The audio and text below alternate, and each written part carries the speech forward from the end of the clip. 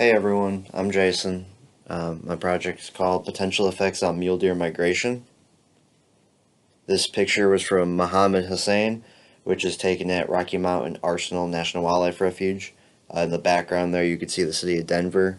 In the foreground you could see two really nice looking mule deer bucks. So the mule deer, it's indigenous to the western United States. They eat a variety of vegetation. They're good for browsing. They'll eat saplings and all kinds of plants, pretty much anything they can get on. They live all over the West, can live in desert, mountain forest, wooded hills.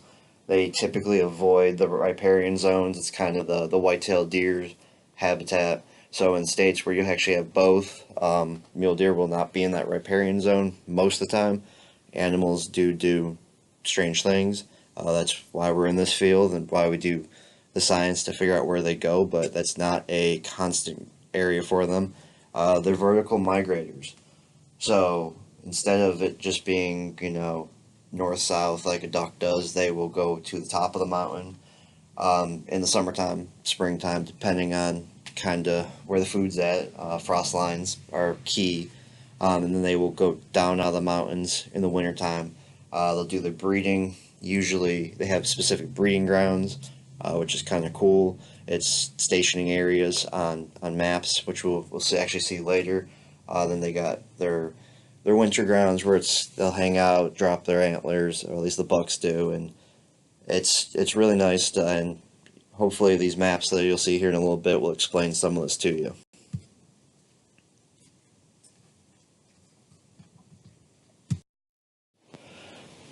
So the study area I chose is Southwest Wyoming. It holds a very special place in my heart. I've always loved the area, and I feel it's one of the most beautiful places you'll see in our country. So the main cities in the area are Jackson, which many people know of Jackson Hole, Grand Tetons. You got Rock Springs, which is right off of I-80.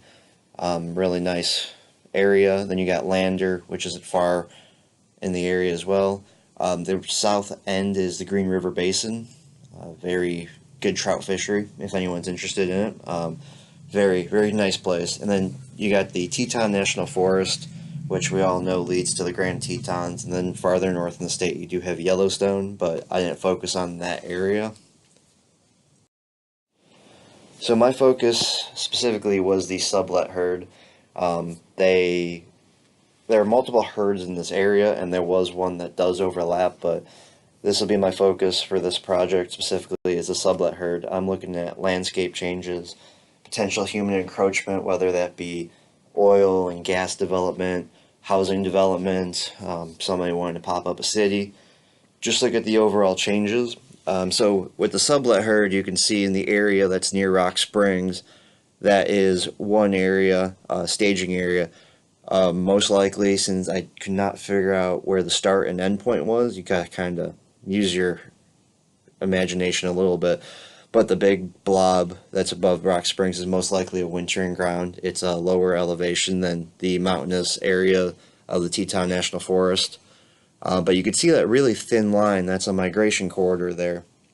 And that's where they all are going. These were all from collared deer. I have to thank the undergrad student who actually pointed out one of these maps to me.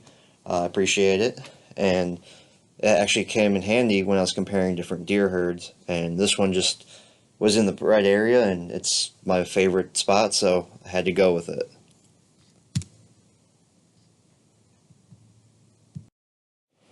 So the sublet herd right now is currently low numbers due to a harsh winter they had back in 2016, 2017.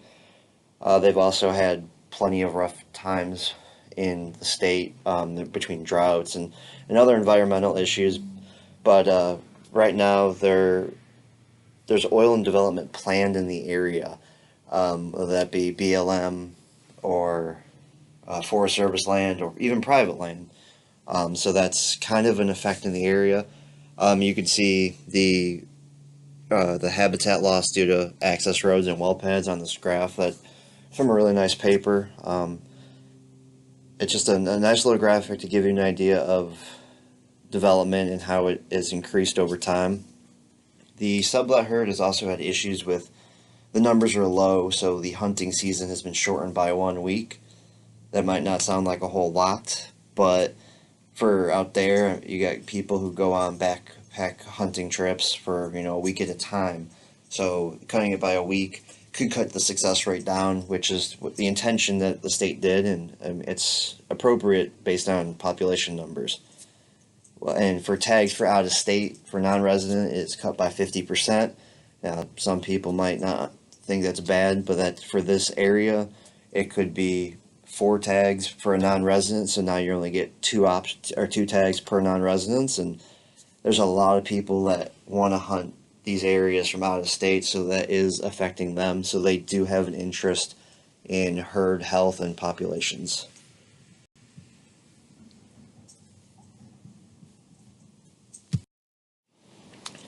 Potential issues we deal with, as I mentioned before, we got oil and gas as an issue, human encroachment, habitat fragmentation. So the sage grouse and the mule deer have been linked in many articles and journal entries, and still being researched. It probably will always be researched, especially when you have a species like the sage grouse who could be listed. But every time habitat is broken up, it's causing these populations to decline in a certain area, might kick some of the species to another spot. Migration routes could be messed up.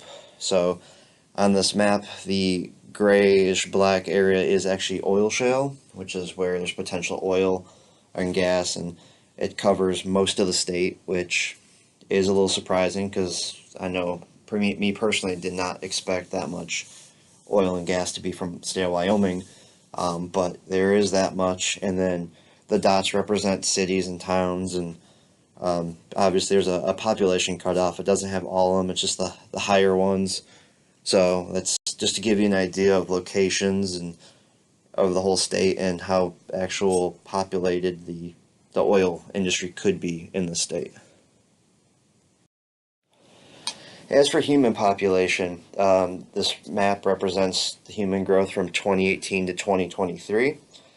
I mapped out a little bit of the surrounding area so that you can see other states' potential influence into Wyoming.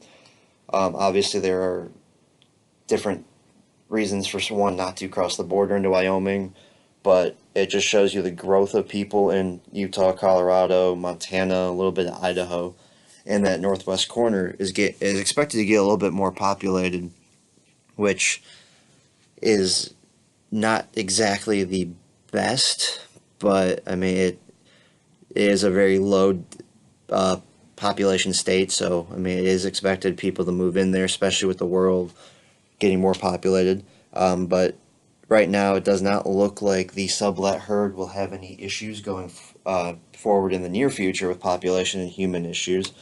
So this kind of knocked out that idea from my main threat of issues that could hurt them. So I did a vegetation analysis. You got the Landsat 7, which was in 2000, just 2000, and then you got the Landsat 8, which was in 2017.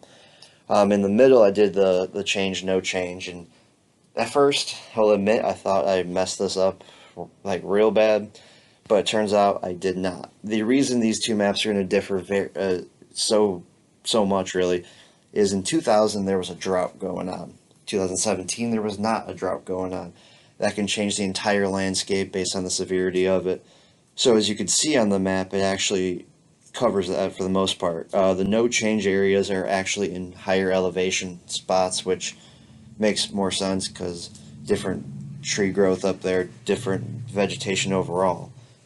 So this did a really good job of showing the change. Obviously, I would like to have gotten probably like a 2005, 2006 map in there, maybe see something different.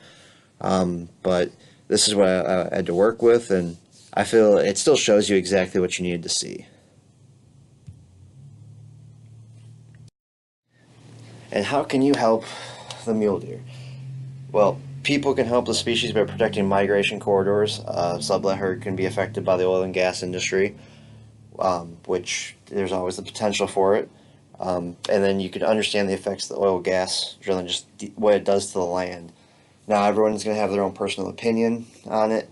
Me personally, I work closely enough with in the past with some oil and gas people, and I've met some really good ones. I've met some really bad ones. So it's all personal opinion. It's not about arguing with them. They have a job to do just like we do. And if our job is to protect the wildlife, that's what we got to do, and find better ways to go about doing some of the stuff. And I also recommend just go west and check out these magnificent creatures in this great habitat. It might be a life-changing experience for you. I know it was for me, and I appreciate you guys taking the time to watch this little presentation.